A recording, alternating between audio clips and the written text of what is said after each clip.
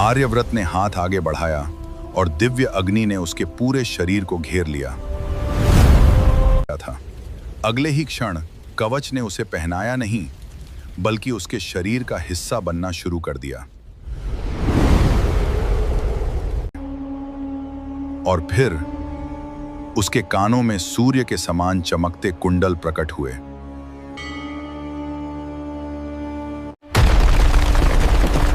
गुफा की छत टूट गई और आकाश से सूर्य की एक किरण सीधे आर्यव्रत पर उतरी।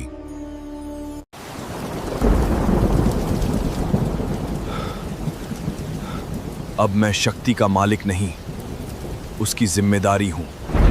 लेकिन उसी क्षण गुफा के सबसे अंधेरे हिस्से से एक और दिव्य शक्ति जाग उठी। वो था विजय धनुष।